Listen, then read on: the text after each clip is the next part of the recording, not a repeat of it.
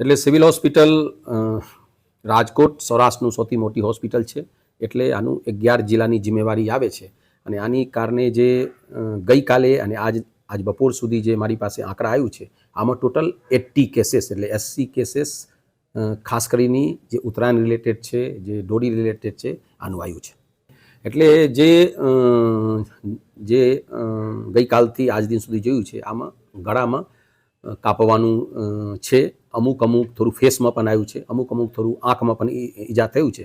પણ આપના સૌથી સારા સમાચાર એવી રીતે છે કે કોઈને પણ ડીપ ઇન્જુરી થયું નથી. આ બધા સુપરફિશિયલ ઇન્જુરી છે.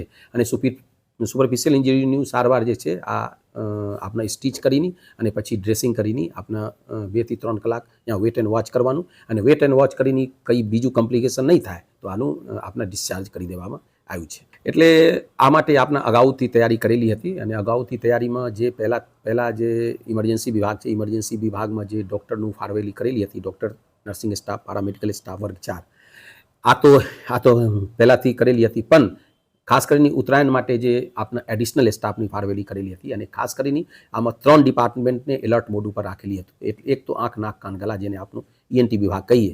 પછી સર્જરી વિભાગ એટલે કોઈ પણ ENT વિભાગથી વધારે બીજી જગ્યા કંઈ ઈજા થાય તો આ માટે સર્જરી વિભાગ, અને મેડિસિન વિભાગ એઝ એ હોલ.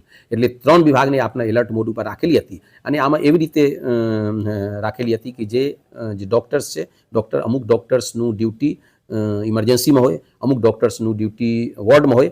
અને જ્યાં ઇમરજન્સી વોર્ડ છે ત્યાં પણ આપણે એક OT બનાવેલી હતી. એટલે આ OTમાં જે કોઈ ઇન્જુરીવાળું આવે આનું અહીંયા સ્ટીચ થઈ જાય, ડ્રેસિંગ થઈ જાય, અથવા કંઈ બીજું સિરિયસ ઇસ્યુ થાય તો થાય.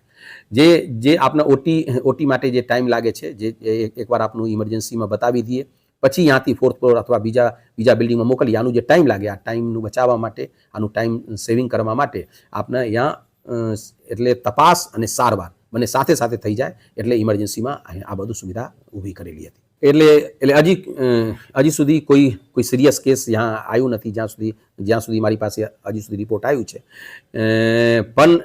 પણ અમુમન જે અત્યારે આવ્યું છે સુપરફિશિયલ ઇન્જુરીવાળી છે.